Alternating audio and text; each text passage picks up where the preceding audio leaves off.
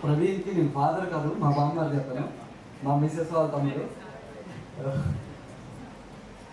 ఇక్కడ ప్రవీణ్ అనే అబ్బాయి 10th అయిపోయిన తర్వాత ఏం చేయాలని సలహాతో నాకు సంప్రదించడం జరిగింది.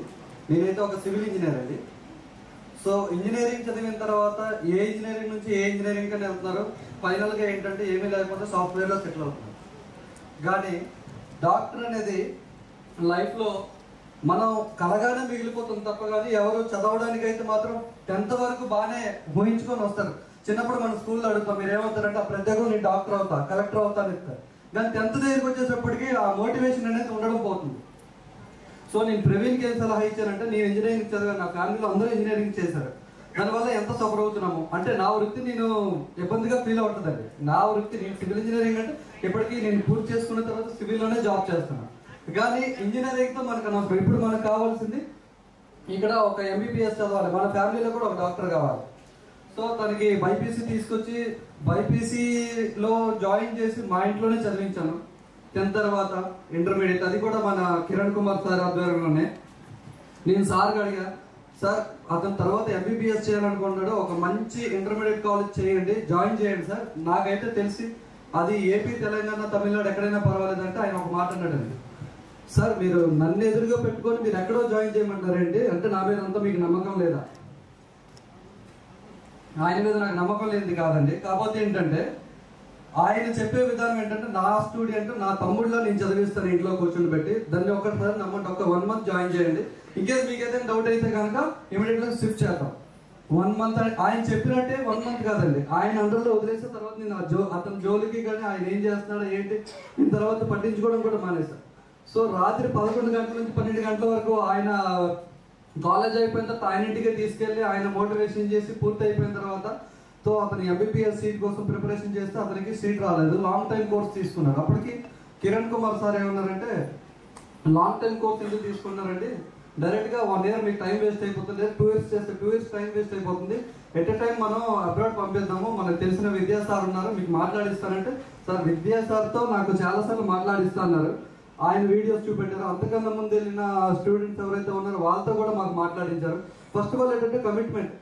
ఒక స్టూడెంట్ని పంపించిన తర్వాత 2 స్టూడెంట్స్ కోసం వాళ్ళు బ్యాడ్ గైడ్లైన్స్ అంటే ఇవ్వరు.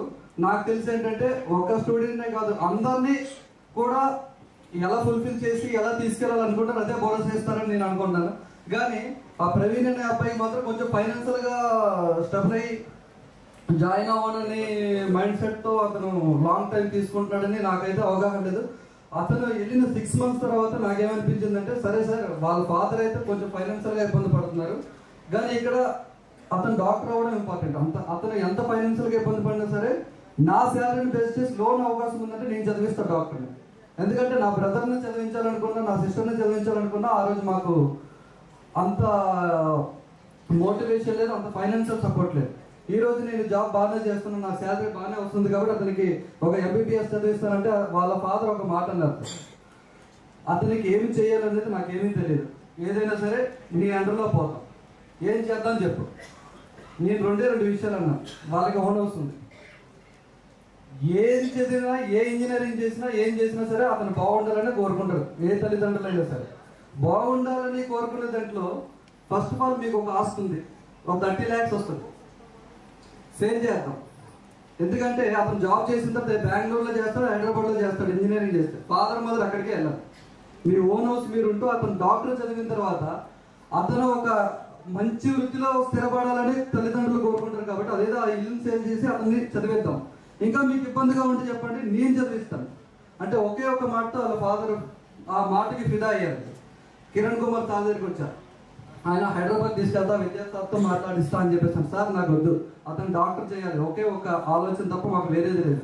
ఫైనాన్షియల్ అంటారా, అమౌంట్ పక్కన పెట్టండి, మీరు మాకు ఏ గైడ్లైన్స్ ఇస్తారో మేము దాన్నే ఫాలో అవుతాం అని చెప్పేసి ఫైనల్గా సార్ని ఫాలో అయ్యామండి. లాస్ట్ అతను లాంగ్ టైం కోర్స్ తీసుకునేటప్పుడు 450 మార్క్స్ వచ్చాయండి.